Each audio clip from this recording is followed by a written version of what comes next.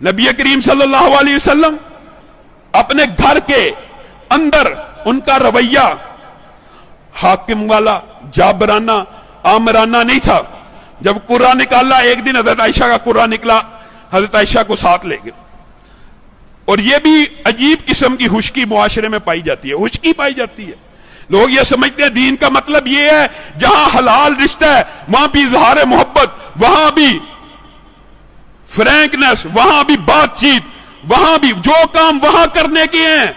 हम इतने बेजमीर हो चुके हैं वो वहां नहीं करते, लेकिन हराम रिश्तों के साथ 100 मैसेजेस हो रहे होंगे, इजहार मोहब्बत भी हो रहा होगा, उनके साथ आउटिंग भी हो रही होगी, उनके साथ खाना खाने भी जाने की तैयारी और प्लानिंग हो रही होगी। और नबी करीम इस रिश्ते के साथ अगर खेलना कूदना, जिसको आजकल नाउज़ बिल्लाह लोग पिकनिक डेट इस तरह की बातें करते हैं, ये काम अगर करना है तो जो अल्लाह ताला ने हलाल बीवियां दी हैं, नबी की जिंदगी में उसवा है। नबी करीम आयशा को कहते हैं, साहबा को साइड पे काफिले में पूछे किया, कहा आयशा आओ दौड़ लगाते हैं, आओ दौड़ लगाते हैं। हजरत आयशा ने दौड़ लगाई, दुबली पतली थी, नबी करीम सल्लल्लाहु अलैहि वसल्लम से आगे निकल गई। फिर एक अरसा बीत गया, 7-8 बरस का, दोबारा कुर्रा हजरत आयशा के नाम में निकला। कहा आयशा अब दौड़ फिर लगाते हैं। 7-8 बरस बीत चुके। हजरत आयशा ने कहा मुझे याद भी नहीं था। कहते हैं उस वक्त मैं थोड़ी सी भारी हो चुकी थी, उम्र बीत चुकी थी। नबी करीम ने मेरे साथ दौड़ लगाई, नबी करीम आगे निकल गए। नबी करीम हंसना शुरू हो गए, मुस्कुराना शुरू हो गए। कहा आयशा तेरा मेरा हिसाब बराबर हो गया, एक दफा तूने मुझे शिकस्त दी थी, अब के मैंने तुझे शिकस्त दे दी। अज़वाज मुतहरात बीवियों के साथ ये मामला आपका और मेरा गौर कीजिए घर में है। अगर नहीं है तो घरों के टूटने की, बर्बादी की बहुत बड़ी वजह यह भी है कि हमने अखलाके नबवी के सिर्फ नाम लिया है, अहादीस रसूल का सिर्फ नाम लिया है, अपने ऊपर वो अखलाक तारी नहीं किया। हम समझते हैं घर की जरूरियात पूरी कर लेने से बात खत्म, बच्चों की जरूरियात पूरी कर लेने से बात खत्म, उनको टाइम नहीं देना, उनको वक्त नहीं देना।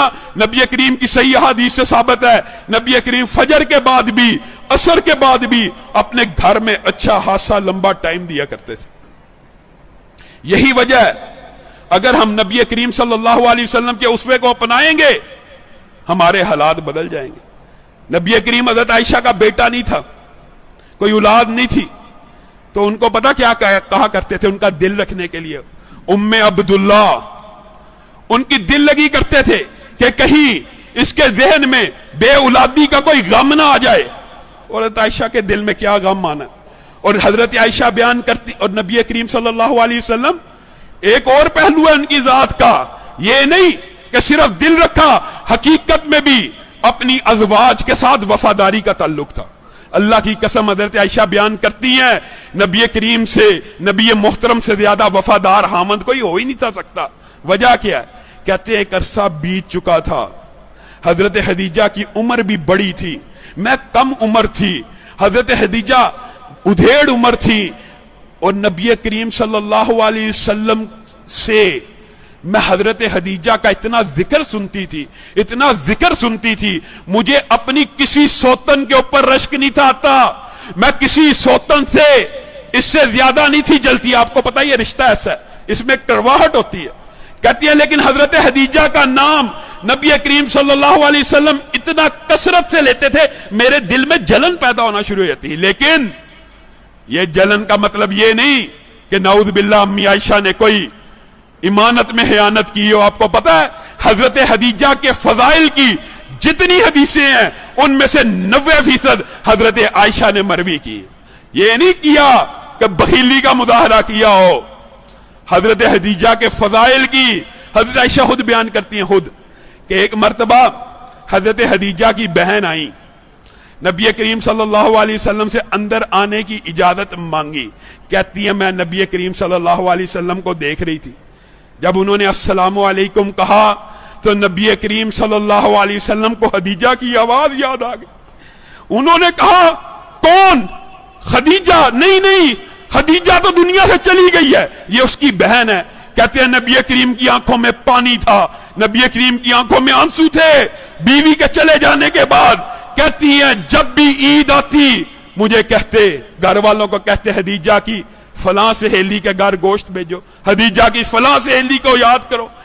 ہمارے گھر میں ایک عورت آتی تھی، نبی کریم صلی اللہ علیہ وسلم نے اس کو پروٹوکول دیا، پروٹوکول، کھڑے ہو گئے، عزت احترام سے ملے، کہا ہمارے آنے کے بعد کیسی ہو، کیسی گزر بسر ہوئی؟ میں نے کہا آپ نے آج تک کسی عورت کو اتنا پروٹوکول نہیں دیا جتنا اس عورت کو دیا۔ تو نبی کریم نے کہا پتہ عائشہ یہ کون ہے؟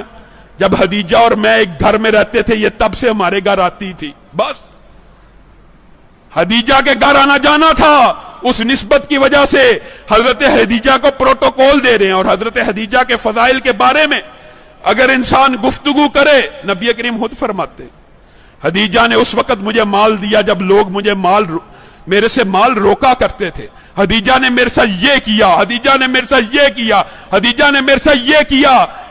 ایک مرتبہ قید کے اندر قیدی آئے، نبی کریم صلی اللہ علیہ وسلم کے پاس پہنچا ایک ہار، نبی کریم صلی اللہ علیہ وسلم نے ہار دیکھا، آنکھوں میں آنسو آ گئے، یاد آیا یہ تو حدیجہ کا ہار ہے، یہ تو حدیجہ کا ہار ہے، یہ تو حدیجہ کا ہار ہے، پہنا بیوی کا ہار یاد آ گیا۔